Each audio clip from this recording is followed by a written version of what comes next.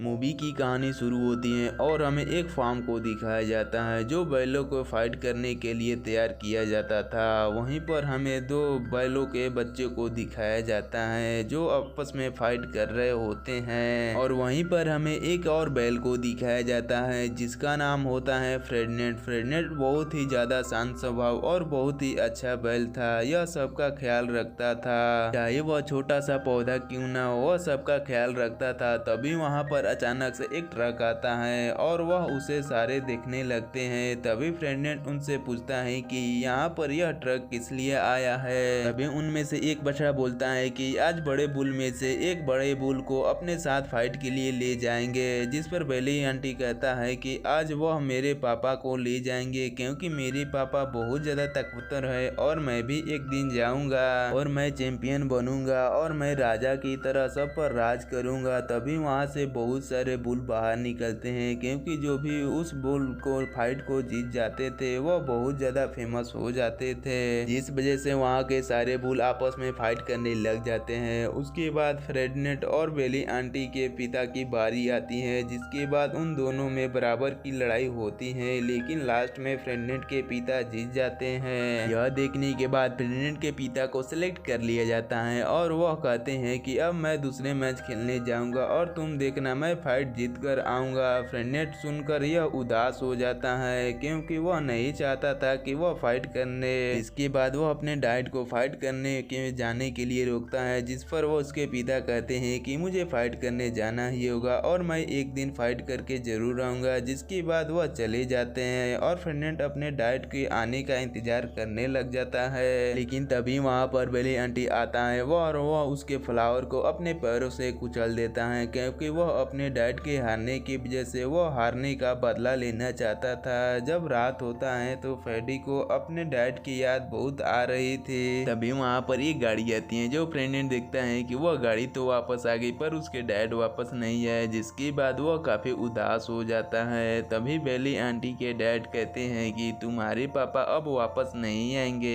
क्योंकि वह अब मर चुके हैं। इसके बाद फ्रेडनेट को कुछ समझ में नहीं आता है, वह गेट खुला देख वहाँ से भागने लगता है तो गार्ड उसके पीछा करते हैं। तभी फ्रेडनेट अपने जान बचाने के चक्कर में वह ट्रेन पर चढ़ जाता है, लेकिन वह ट्रेन कुछ देर चलने के बाद एक सुनसान जगह पर रुक जाती है और वहाँ पर बहुत ज्यादा घना जंगल था तो वह उतरकर उस जंगल में चला जाता है। तभी चलते चलते वह गड्ढा में गिर जाता है और उसे काफी ज्यादा चोट भी लग जाती है। तभी वहाँ पर एक जुआन नाम का आदमी आता है, वह अपने डॉग के साथ आया हुआ रहता है। वह फ्रेडनेट को अपनी घर ले जाता है और जब अगली सुबह फ्रेडनेट की आंखें खोलते हैं तो वह उसके सामने एक छोटी बच्ची होती है जिसका नाम नीना था। नीना जुआन की बेटी थी। फ्रेडनेट उसे डरने लगता है तो नीना समझाती है कि तुम यहाँ सेफ हो। फिर नीना उसे बाहर लेकर जाती है और उसे कहती है कि यह तुम्हारा आज से घर है। वह हरियाली को देख बहुत खुश हो जाता है, जिसके बाद नीना और फ्रेडनेट आपस में इतना घुल मिल जाते हैं कि वो आपस में भाई बहन बन जाते हैं और रोज साथ में बहुत ज्यादा मस्ती करते हैं। ऐसे ही साथ में खेलते हुए वह बड़े हो जाते हैं। फ्रेडनेट इतना बड़ा होने के भी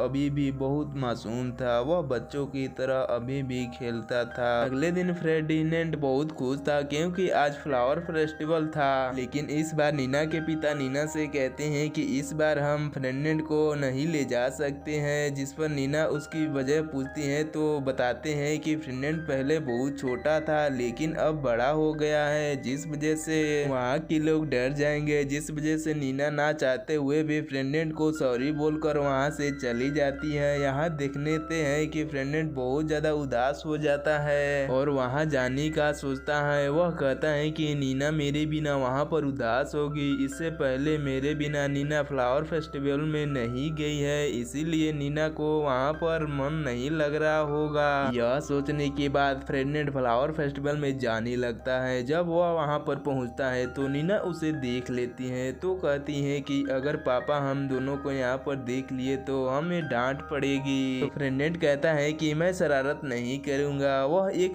कपड़े के अंदर फंस जाता है, जिस वजह से वह एक मधुमक्खी के ऊपर गिर जाता है, जिस वजह से मधुमक्खी उसे काट लेती है और उसे दर्द होने लगता है तो वह इधर उधर भागने लगता है। इसके बाद वहाँ पर बहुत ज्यादा भगदड़ मच जाती है, जिसके बाद वहाँ पर एनिमल रेस्क्यू टीम को कॉल किया जाता है और फर्डिनेंड को पकड़ के एक ट्रक में बंद कर दिया जाता है। उसे बांध कर ले जाने लगते हैं, जिसके बाद निन्ना ट्रक के पीछे भागने लगती है, लेकिन उसका कोई फायदा नहीं होता है। जिसके बाद फर्डिनेंड को उसी फार्म हाउस में लेकर जाया जाता है जहाँ से वह बचपन में भागा था और उसके पुरानी बातें याद आने लगती हैं। जिसके बाद वह गुस्सा हो जाता है। उस गुस्से को शांत करने के लिए उस गाड़ी में एक बकरी को डाला जाता है जो बैलों को शांत किया करती थी, लेकिन उस बकरी के बातों में फर्डिनेंड को कोई भी असर नहीं होता है। जिसके बाद फर्डिनेंड वहाँ पर सभी दोस्तों को देखता है, मिलता है, जो उसे देखकर काफी ज्यादा खुश हो जाते हैं, लेकिन बेली आंटी अभी भी खुश नहीं होता है। वह कहता है कि तुम्हारे जाने के बाद यहाँ पर बहुत ज्यादा खुश था, तुम्हें दोबारा यहाँ पर नहीं आना चाहिए था। जिस पर फर्डिनेंड कहता है कि मैं यहाँ पर दोबारा आना नहीं चाहता था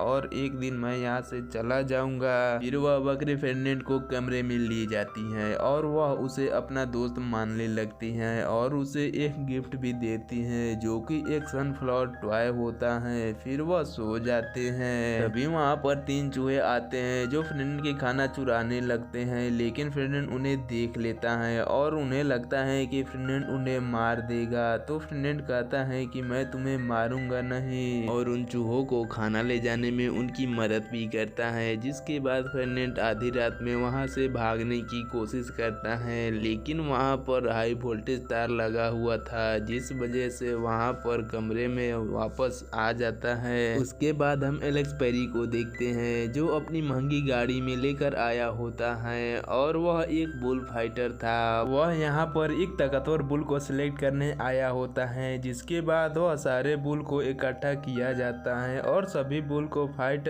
स्टार्ट हो जाती है, लेकिन फर्डिनेंड वहाँ पर किसी से फाइट करना नहीं चाहता था। तभी हम देखते हैं कि फाइट के दौरान गाबो भी होश हो जाता है। जिसके बाद फर्डिनेंड उसे उठाने के लिए जाता है तो और उसके बाद फाइट बंद कर दिया जाता है। जिसके बाद गाबो को कसाई घर में भेज दिया जाता है, लेकिन उसे लगता है कि वह फाइट में सेलेक्ट हो गया।